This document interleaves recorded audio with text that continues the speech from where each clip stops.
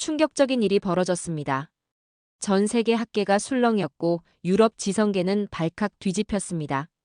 무려 500년 동안 당연하게 여겨졌던 문명의 기준이 한 나라에 의해 뒤집힌 것입니다. 영국, 프랑스, 독일, 미국, 이들 나라가 줄곧 주장하던 문명의 시작과 디지털의 중심이 뿌리부터 흔들리기 시작했습니다. 그리고 그 진원지는 우리가 매일 살아가는 이곳, 대한민국이었습니다. 도대체 한국에서 무슨 일이 있었던 걸까요? 세계 최고의 석학이 단 3일 만에 신념을 꺾은 이유는 무엇이었을까요? 지금부터 세계 문명사의 판도를 바꿔버린 한국의 숨겨진 진실을 공개합니다. 그 전에 잠깐 1초 만에 누를 수 있는 좋아요와 구독 버튼을 꾹 눌러주시면 영상 제작에 아주 큰 힘이 됩니다. 그럼 바로 시작하겠습니다. 저는 에드먼드 뉴먼 교수입니다. 옥스퍼드 대학교 세인트 존스 칼리지 소속으로 디지털 문명사와 서구 정치 철학을 가르치고 있습니다. 제 강의실은 항상 학생들로 가득 찼고 케임브리지, 뮌헨 대학교, 소르본 대학 등에서 초청 강연을 해왔습니다. 영국 학술원 회원이기도 하고 BBC 다큐멘터리에 몇 차례 출연한 적도 있습니다. 제 연구 분야에서는 나름 권위자라고 할 수 있겠지요. 하버드 대학 국제포럼에서 강연을 마치고 난 후였습니다. 자리에는 전 세계에서 온 학자들과 정치인들이 가득했지요. 제가 마지막으로 강조한 내용은 분명했습니다. 디지털 세계의 설계는 유럽이 했고 미국은 그 틀을 기반으로 실행에 옮겼습니다. 아시아 국가들, 특히 한국은 놀라운 속도로 발전했지만 그건 서구의 청사진을 효율적으로 따랐기 때문이죠. 빠른 구현 능력은 정말 대단합니다만 원천 기술과 철학적 토대는 결국 서구에서 온 것이니까요. 청중들의 박수가 쏟아졌습니다. 당연한 사실을 말했을 뿐인데 말이죠. 그런데 질의응답 시간에 한 동양계 학생이 손을 들었습니다. 교수님, 그렇다면 왜 지금 한국이 모든 분야에서 앞서가고 있나요? 시스템도 기술도 오히려 미국과 유럽보다 나은데요. 순간 말문이 막혔습니다. 물론 반박할 말은 있었습니다. 효율성이 근본적인 혁신을 의미하지는 않는다라고요. 하지만 이상하게도 머릿속에 의문이 하나 생겼습니다. 뿌리 없는 시스템이 어떻게 이렇게 안정적으로 지속될 수 있을까? 처음으로 진지하게 든 의문이었습니다. 포럼이 끝난 후 메일함을 정리하다 서울대학교에서 온 포럼 초청장을 발견했습니다. 디지털 문명과 그 근원에 대한 재고찰이라는 주제로 강연을 해달라는 내용이었죠. 한상우 교수라는 분의 서명이 있었습니다. 사실 이런 중소규모 국제 포럼 초청은 한 달에도 수십 개씩 받곤 합니다. 대부분 조교를 통해 정중히 거절하는 편이고요. 특히 아시아에서 오는 초청은 일정 조율이 어려워 잘 수락하지 않는 편이었습니다. 하지만 이번엔 조금 달랐습니다. 그 학생의 질문이 계속 머릿속을 맴돌았거든요. 호기심이 생겨 노트북을 열고 한국의 디지털 시스템에 대해 검색해 보았습니다. 전자정부 평가 세계 1위, 초고속 인터넷 보급률 세계 최고, 핀테크 기술 혁신, 스마트시티 구현. 표면적으로는 익히 알던 사실이었지만 그 성공이 단순한 모방을 넘어선 무언가가 있어 보였습니다. 단순히 모방이라면 창조적인 발전이 없어야 하는데 한국은 이미 여러 분야에서 선구자적 위치에 서 있었습니다. 디지털 행정, 금융 시스템, 헬스케어 네트워크까지. 어쩌면 제가 놓치고 있는 것이 있는 건 아닐까요?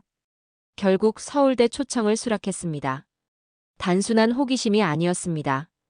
진정한 학자로서 제 이론에 의문이 생겼다면 현장에서 그 답을 찾아야 한다고 생각했기 때문입니다. 혹시 그 의문에 대한 답을 찾을 수 있지 않을까? 속으로 중얼거리며 출발 준비를 했습니다. 16시간의 비행, 그리고 제가 알던 세계와는 전혀 다른 곳으로의 여정이 시작되었습니다. 긴 비행 끝에 인천국제공항에 도착했습니다.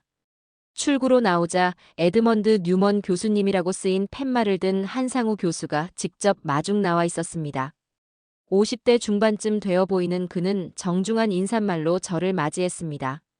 뉴먼 교수님, 먼 길 오시느라 고생 많으셨습니다. 제가 한상우입니다. 제 차로 호텔까지 모셔다 드리겠습니다. 한 교수는 제 캐리어를 챙겨 주차장으로 안내했습니다. 그의 차는 최신형 전기차였습니다. 차에 오르자 내비게이션을 음성으로 설정하고 호텔 주소를 말했습니다. 창밖으로는 서울의 밤 풍경이 펼쳐졌습니다. 이번 방문 일정은 사흘로 예정되어 있습니다. 첫날은 세종시 스마트시티 탐방, 둘째 날은 서울 역사박물관과 한국행정연구원 방문, 마지막 날은 서울대에서 포럼을 개최할 예정입니다.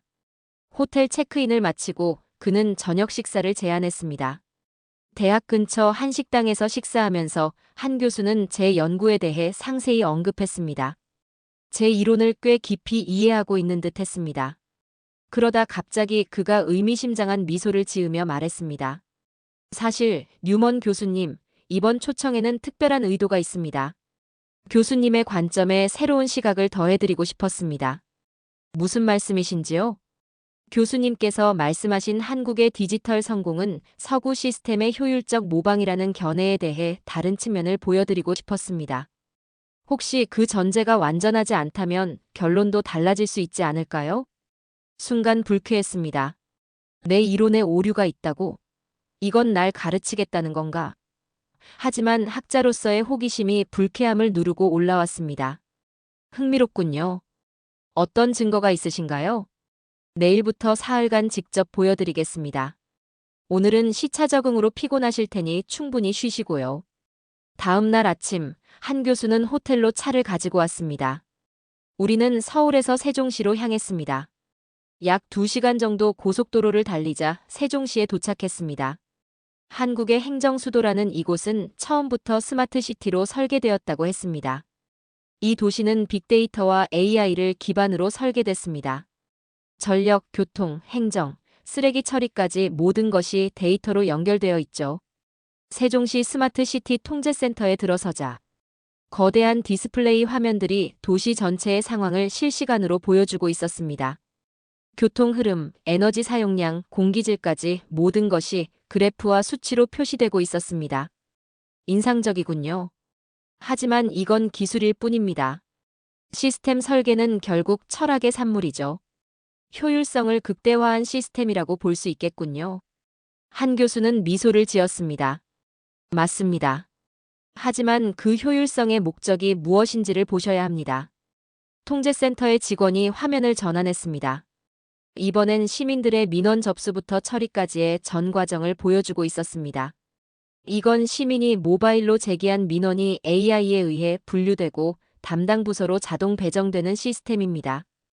처리 과정은 실시간으로 시민에게 공개되고 결과에 대한 피드백까지 받습니다. 솔직히 인상적이었습니다. 하지만 여전히 회의적이었죠. 결국 서구의 기술을 잘 적용한 것 아닌가? 하지만 그 생각을 입 밖으로 내지는 않았습니다. 내일은 더 흥미로운 것을 보여드리겠습니다. 우리의 시스템이 어떤 뿌리에서 왔는지 말이죠. 호텔로 돌아오는 길에 생각했습니다. 과연 그들이 말하는 뿌리가 무엇일까? 뭔가 있긴 있는 걸까? 이번에는 스마트 행정 시스템을 더 자세히 살펴볼 예정이었습니다. 오늘은 시민들이 어떻게 도시를 직접 작동시키는지 보여드리겠습니다. 스마트 시스템의 핵심은 기술 자체가 아니라 시민과 행정이 실시간으로 소통하는 방식입니다. 한 교수는 저를 서울시 시민참여 정책 플랫폼 센터로 안내했습니다. 대형 화면에는 실시간으로 시민들의 의견이 접수되고 처리되는 과정이 표시되고 있었습니다. 이곳에서는 시민들이 제안한 정책이 실시간으로 등록되고 분류됩니다. 일정 수 이상의 동의를 받은 제안은 자동으로 담당 부서로 배정되고 검토 과정과 결과가 모두 공개되죠. 지난 한 달간 접수된 시민 제안 5,000건 중 80% 이상이 이미 처리 완료 상태였습니다. 이런 시스템이 가능한 이유는 무엇인가요? 제가 물었습니다. AI 기반 민원 자동 분류 시스템 덕분입니다. 모든 민원은 내용에 따라 자동으로 분류되고 적절한 부서로 배분됩니다. 처리 과정이 투명하게 공개되기 때문에 담당자들은 신속하게 대응할 수밖에 없고요. 저는 실제로 앱을 다운로드하고 이 버스 정류장에 의자가 필요합니다라는 민원을 등록해 보았습니다. 놀랍게도 2분 후에 접수 확인 메시지가 왔고 검토 예정 날짜까지 알려주었습니다. 이런 시스템이 효율적으로 작동할까요? 행정 부담이 커지지 않나요? 오히려 반대입니다.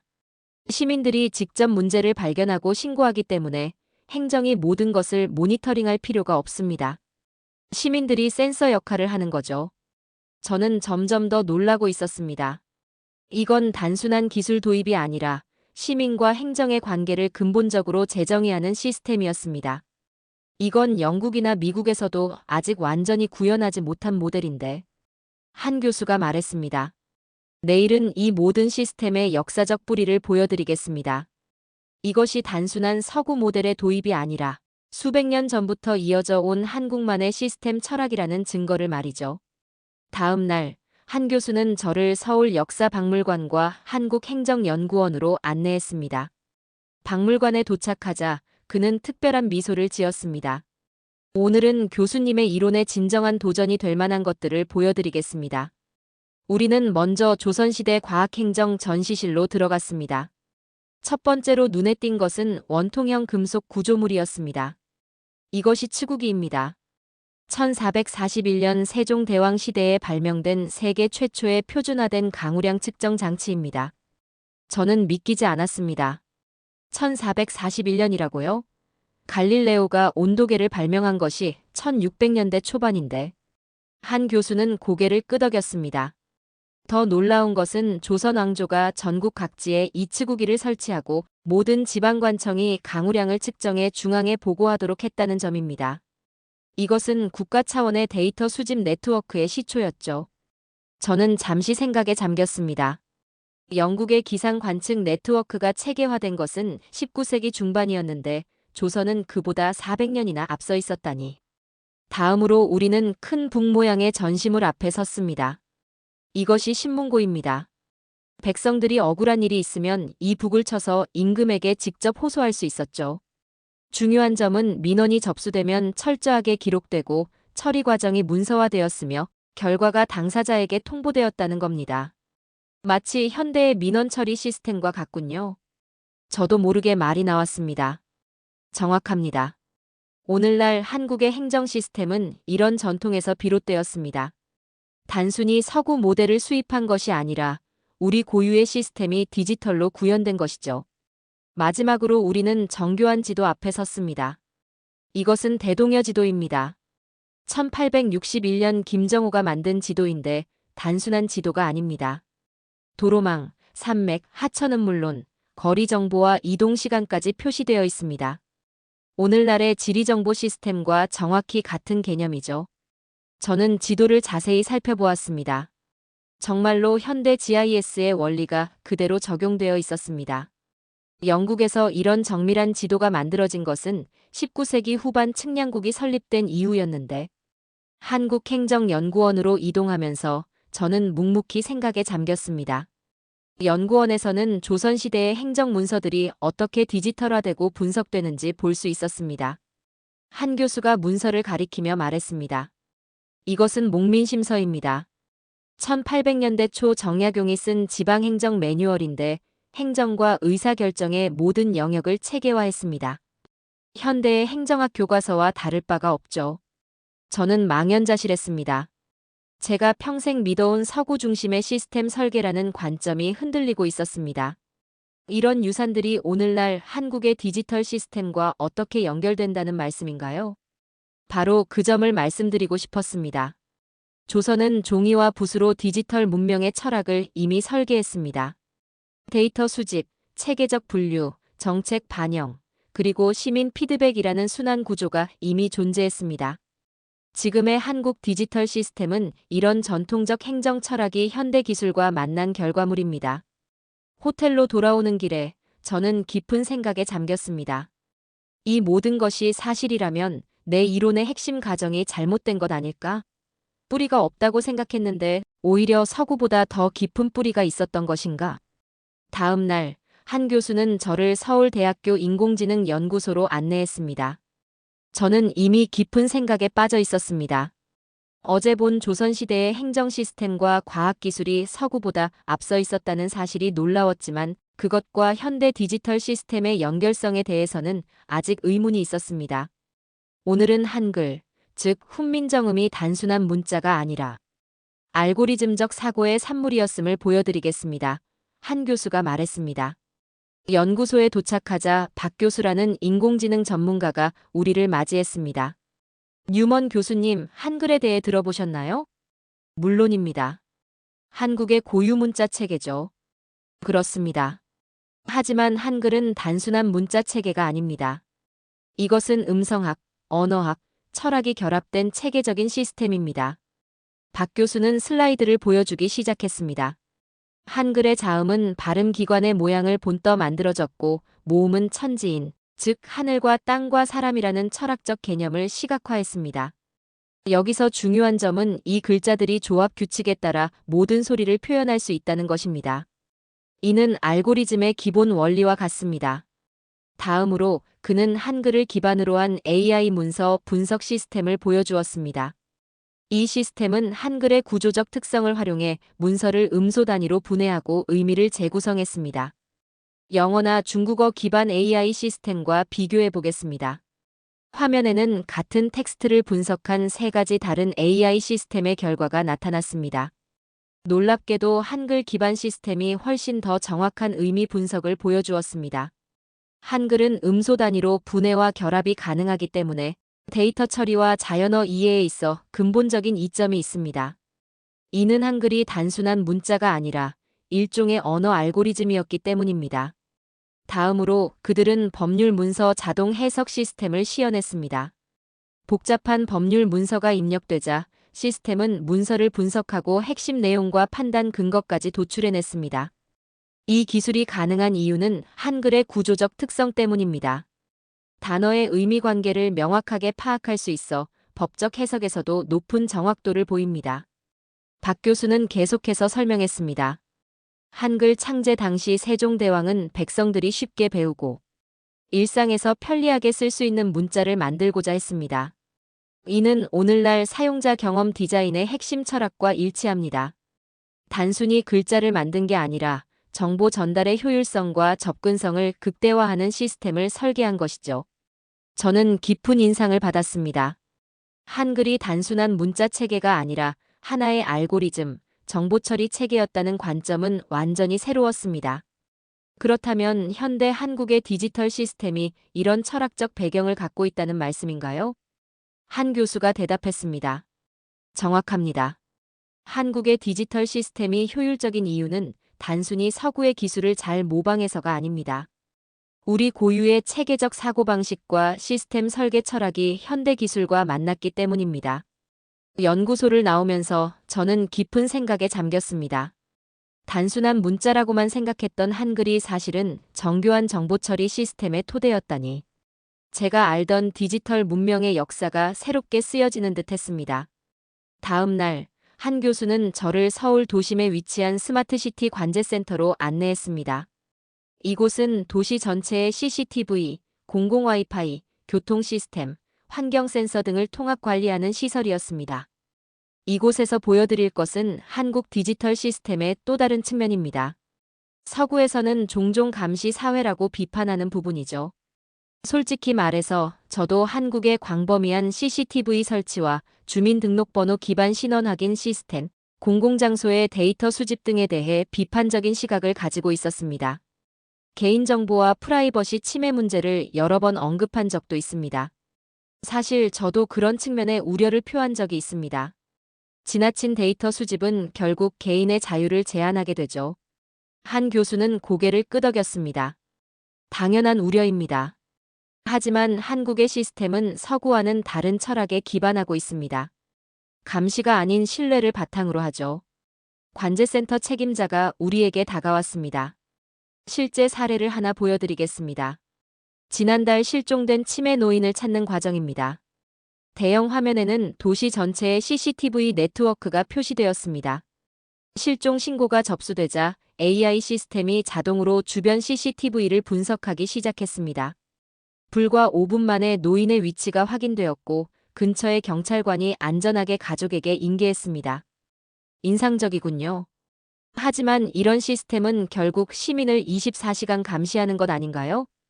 그때 관제센터 책임자가 노트북을 열고 제게 보여주었습니다. 이것은 CCTV 정보 접근 로그입니다.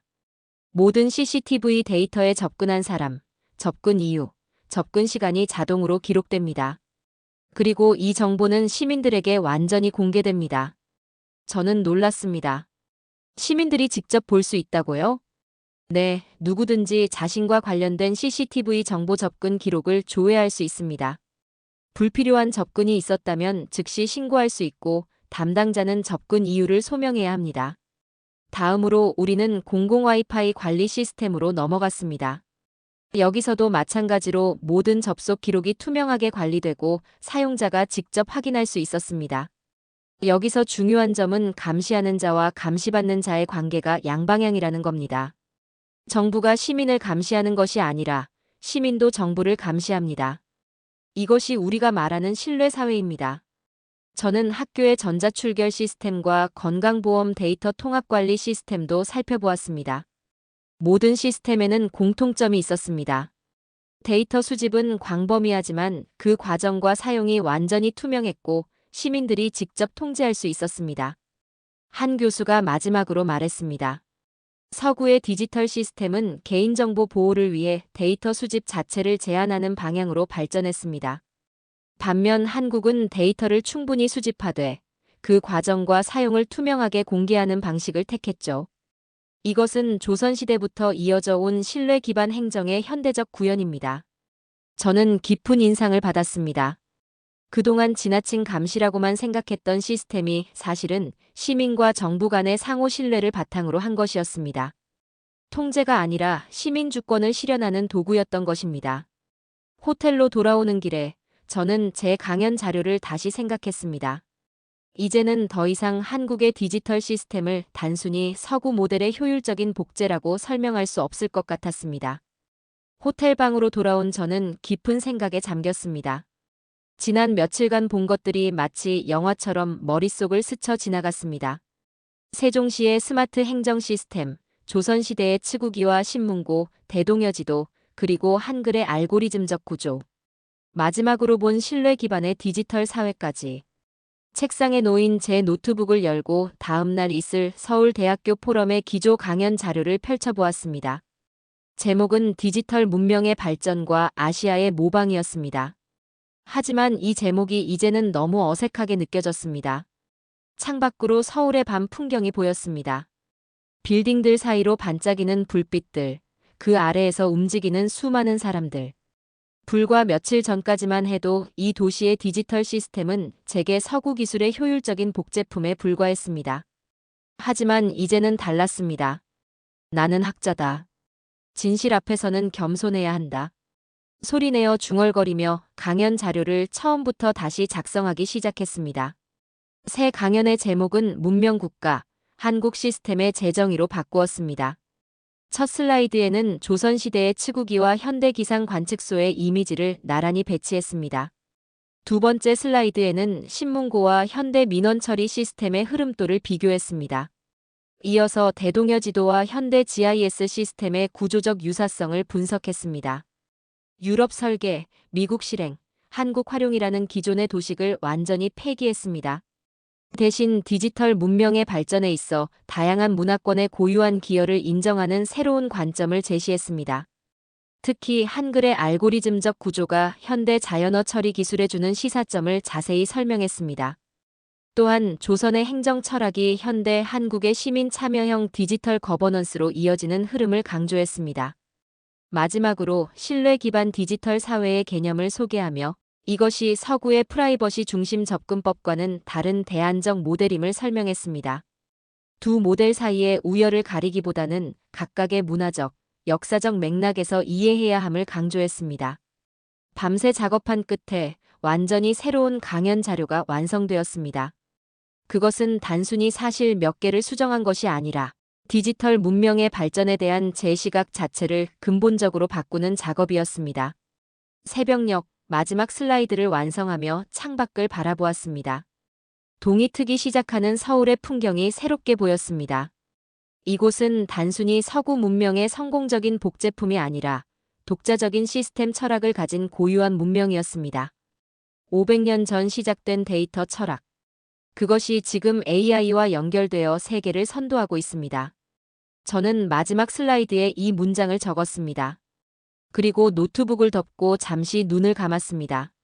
진정한 학자로서 새로운 증거 앞에서 겸손하게 자신의 이론을 수정하는 것이야말로 학문적 정직성의 표현이라고 생각했습니다. 전화기가 울렸습니다. 한 교수였습니다. 준비되셨나요, 뉴먼 교수님? 오늘 포럼에 많은 분들이 오실 예정입니다. 네, 준비됐습니다. 제가 이번 방문에서 배운 것들을 모두와 나누고 싶군요. 전화를 끊고 창밖을 바라보니 아침 햇살이 서울의 빌딩들을 비추고 있었습니다. 새로운 관점으로 세상을 바라보는 신선한 아침이었습니다. 서울대학교 국제회의장은 학자들과 정책 담당자들로 가득 찼습니다. 미국, 영국, 프랑스, 독일, 일본 등 각국에서 온 디지털 문명 연구자들과 한국의 전문가들이 자리를 함께했습니다. 저는 단상에 올라 청중을 바라보았습니다. 모두가 저의 발표를 기대하는 눈치였습니다. 여러분, 안녕하십니까? 옥스퍼드 대학교의 에드먼드 뉴먼입니다. 시작부터 예정에 없던 말이 나왔습니다. 오늘 제가 준비한 강연은 제가 지난 20년간 연구해온 내용과는 상당히 다른 관점을 담고 있습니다. 불과 일주일 전만 해도 저는 한국이 빠르기만 한 나라라고 여겼습니다. 하지만 이 시스템은 속도보다 깊이에서 나왔다는 사실을 깨달았습니다. 저는 잠시 숨을 고르고 계속했습니다. 제가 한국에 오기 전 하나의 의문이 있었습니다. 뿌리 없는 시스템이 어떻게 이렇게 안정적으로 지속될 수 있을까? 이번 방문을 통해 저는 그 답을 찾았습니다. 그 시스템에는 뿌리가 있었습니다. 500년이라는 깊은 뿌리가요.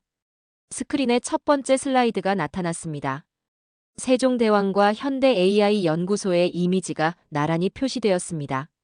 세종대왕은 단순히 문자를 만든 것이 아니라 언어와 소리의 구조를 알고리즘화했습니다. 훈민정음은 15세기에 만들어진 정보처리 체계였습니다. 다음 슬라이드에는 치구기와 현대기상 관측 시스템이 나타났습니다. 1441년 조선은 세계 최초로 국가 차원의 데이터 수집 네트워크를 구축했습니다. 유럽에서 이와 유사한 시스템이 등장한 것은 그로부터 400년 후인 19세기 중반이었습니다. 청중석에서 작은 술렁임이 일었습니다. 특히 유럽에서 온 학자들의 표정이 심각해졌습니다. 다음으로 신문고와 현대 전자정부 시스템을 비교하는 슬라이드가 나왔습니다. 조선의 신문고 시스템은 단순한 민원 창구가 아니라 민원 접수부터 처리, 결과, 통지까지 이어지는 완전한 피드백 루프였습니다. 오늘날 한국의 시민 참여형 행정 시스템은 이런 전통에서 비롯되었습니다. 저는 계속해서 대동여지도, 정약용의 목민심서, 그리고 현대 한국의 신뢰 기반 디지털 시스템에 대해 설명했습니다. 우리는 그동안 디지털 문명을 서구의 창조물로만 여겨왔습니다. 하지만 한국에는 500년 이상 이어져 온 독자적인 시스템 철학이 있었습니다. 그것이 오늘날 세계 최고 수준의 디지털 국가로 발전할 수 있었던 진정한 이유입니다. 청중석에서는 다양한 반응이 나타났습니다. 회의적인 표정도 있었고 깊이 고개를 끄덕이는 이들도 있었습니다. 심지어 동아시아학 교수들조차 놀란 표정으로 메모를 하고 있었습니다. 마지막 슬라이드에는 단 한 줄의 문장이 적혀 있었습니다. 한국 500년의 시스템 설계 국가. 강연을 마치고 질의응답 시간이 이어졌습니다. 예상대로 많은 질문과 때론 비판도 있었습니다. 하지만 제가 제시한 역사적 증거들 앞에서 기존의 서구 중심적 관점은 점차 힘을 잃어갔습니다. 포럼이 끝난 후 한 교수가 다가와 제 손을 잡았습니다. 뉴먼 교수님, 정말 감사합니다. 학자로서의 용기와 정직함을 보여주셨어요. 문명의 발전은 어느 한 지역의 독점물이 아니라 서로 다른 문화권이 각자의 방식으로 기여해온 결과라는 것을 말이죠. 저는 미소를 지었습니다. 당신이 옳습니다. 문명의 중심은 이제 서구만의 것이 아닙니다. 우리는 그동안 보지 못했을 뿐입니다. 귀국 비행기 안에서 저는 이번 방문의 경험을 정리하는 새 책의 개요를 작성하기 시작했습니다. 이 책은 분명 제 학계에 큰 파장을 일으킬 것입니다. 하지만 그것이 진정한 학자의 역할이 아닐까요? 진실을 찾아 기존의 관점에 도전하는 것 말입니다. 오늘의 사연은 여기까지입니다. 우리는 그저 빠른 나라가 아니었습니다. 500년 전 장영실이 하늘을 읽고 세종대왕이 백성의 소리를 기록했을 때부터 우리는 설계하고 있었습니다. 세계는 이제야 그 사실을 깨닫고 있습니다. 조용히, 그러나 치밀하게 문명의 구조를 다시 짜고 있던 나라. 바로 대한민국입니다. 한때는 뒤처진 나라로 여겨졌지만 이제는 세계가 배우고 따라야 할 새로운 기준이 되었습니다. 대한민국은 문명국가입니다. 오늘도 우리는 시민과 기술과 국가가 함께 만드는 살아있는 시스템을 만들어가고 있습니다. 긴 영상 시청해주셔서 감사합니다. 내일은 더 좋은 영상으로 찾아오겠습니다.